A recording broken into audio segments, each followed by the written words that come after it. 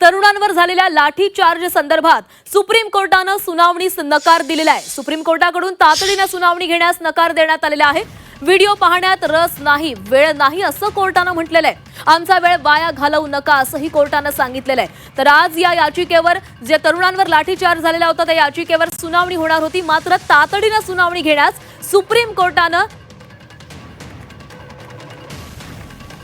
तर या तरुणांवरील लाठीचार्ज संदर्भात सुप्रीम कोर्टाने सुनावणी घेण्यास नकार दिलेला आहे। सुप्रीम कोर्टाकडून तातडीने सुनावणी घेण्यास नकार देण्यात आलाय।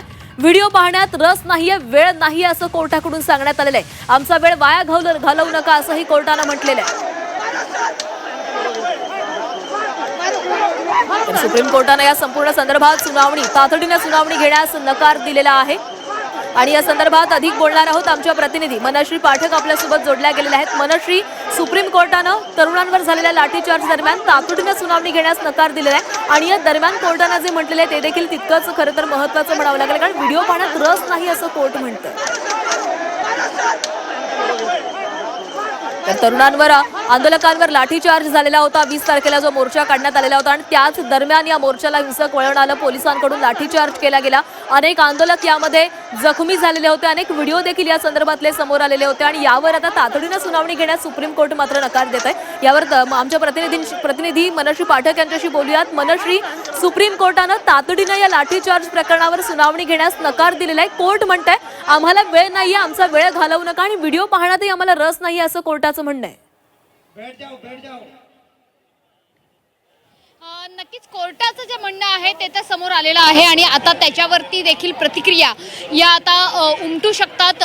जंतर मंतर या ठिकाणी ज्या पद्धतीने सीजेपी मोर्चावरील विद्यार्थी निदर्शकांवर विरोधात याचिकेवर सुनावणी झालेली आहे। सरन्यायाधीश सूर्यकांत होते या ठिकाणी आणि त्यांनी स्पष्टपणे म्हटलंय की आमचा वेळ वाया घालवू नका। पोलिसांचे अत्याचाराचे व्हिडिओ असणाऱ्या वकिलाला सरन्यायाधीशांनी सुनावलेलं आहे की हे व्हिडिओ पाहण्यात आम्हाला रस नाही, तेवढा न्यायालयाकडे वेळ सुद्धा नाही। कदाचित या स्टेटमेंट नंतर किंवा अशा पद्धतीच्या भूमिकेनंतर या आंदोलनाची दिशा नेमकी काय असू शकते हे आता सांगणं खरोखरीच मुश्किल आहे, कारण पोलिसांच्या अत्याचाराचे व्हिडिओ आहेत आमच्याकडे असं सांगणाऱ्या वकिलांना सरन्यायाधीश सूर्यकांत यांनी हे उत्तर दिलेलं आहे। त्याच्यामुळे खरं तर आज 20 तारखेला ज्या पद्धतीचा लाठीचार्ज झाला त्यावरती सुनावणी होणं आज अपेक्षित होतं, मात्र सरन्यायाधीशांनी या हे विधान केलेलं आहे। त्याच्यामुळे यावर आता काय प्रतिक्रिया उमटतात या मैदानातून हे बघणं सुद्धा तितकंच गरजेचं आहे।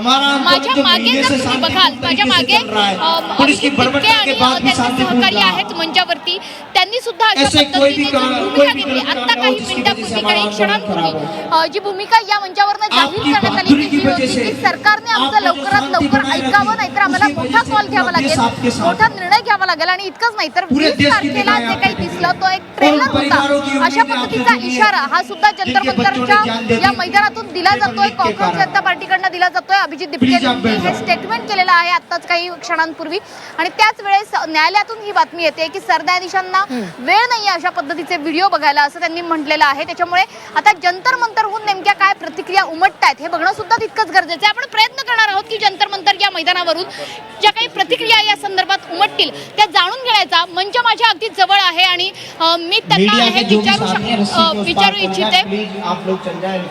अभी एक खबर आई है जो सुनवाई होने वाली थी न्यायालय में। सरन्यायाधीश जो सूर्यकांत है उन्होंने ये कहा है कि पुलिस के अत्याचार जो हुए उसके ऊपर जो वीडियोस है वो वकील दिखाना चाह रहे थे, लेकिन उनके पास ना ही ये वीडियो देखने का टाइम है, ना ही वो देखना चाह रहे हैं, ऐसे उत्तर उन्होंने दिया है। देखिए, हमें इस बारे में कुछ नहीं पता। हमें इतना पता है कि हमारे जो दोस्त थे, हमारे भाई बहन थे, वो शांतिपूर्ण तरीके से पीसफुली मार्च करते हुए संसद जा रहे थे, लेकिन पुलिस के गुंडों द्वारा उनके छोटे छोटे बच्चों को भी नहीं बख्शा गया, उनके सर फोड़े गए। तो हमें इतना पता है कि अब हम लोग धर्मेंद्र प्रधान का इस्तीफा लिए बिना यहाँ से नहीं जाएंगे। नक्की आपण बघतोय की ह्या मंचावरून इथे आवाहन केलं जाते। आणखीही काही या ठिकाणी काँग्रेस जनता पार्टीचे जे प्रतिनिधी आहेत ते या ठिकाणी उपस्थित आहेत। अभिजित टिपके या ठिकाणी आहेत। अभिजितची खरं तर अभिजितची एक महत्त्वाची प्रतिक्रिया हवी आहे। अभिजितची तब्येत खराब आहे असं सांगितलं जातं, त्याच्यामुळे पुन्हा एकदा आम्ही प्रयत्न करू अभिजितपर्यंत पोहोचण्याचा। मात्र ज्या पद्धतीचं आंदोलन इथे सुरू आहे, पुन्हा एकदा जर आपण कॅमेऱ्याच्या माध्यमातून ह्या आंदोलनाची दृश्य बघितली तर लक्षात येईल की मोठी गर्दी या आंदोलकांची आपल्याला बघायला मिळते आहे आणि या ठिकाणी आपण बघतोय की आंदोलकांची गर्दी, घोषणाबाजी ही वाढतच चाललेली आहे आणि खरं तर सरन्यायाधीशांच्या स्टेटमेंटची ही बातमी अद्यापपर्यंत पूर्णतः या मैदानापर्यंत पोहोचलेली दिसत नाहीये. त्याच्यामुळे एकंदरीतच नेमकी प्रतिक्रिया काय व्यक्त करायची आहे, अधिक भूमिका काय असणार आहे हे अजून ठरवण्यात आलेलं नाहीये. मात्र सरन्यायाधीशांचं हे मनोजी, विधान नक्कीच आता खरं तर या कोर्टानं जे म्हणलं ते अत्यंत महत्त्वाचं आहे आणि यावर आता प्रतिक्रिया ते येऊ शकतात.